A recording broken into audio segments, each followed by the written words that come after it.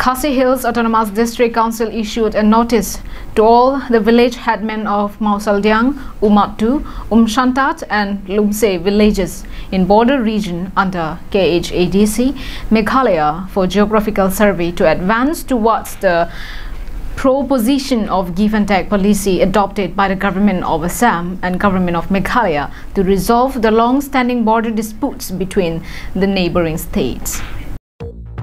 With the space of survey set by the government of Meghalaya at the bordering regions in West Karbi Anglong district, there is a high chance of losing some section of land from West Karbi Anglong district through the policy of give and take policy.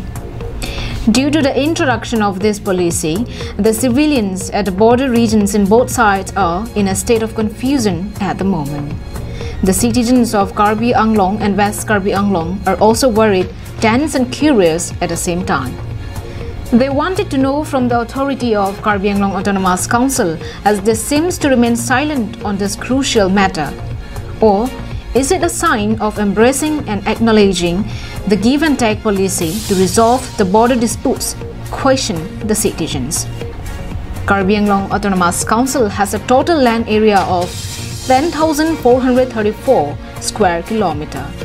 The representative of KHADC often speaks about the protection and preservation of the land and assures that they won't let even an inch of land to be given to others.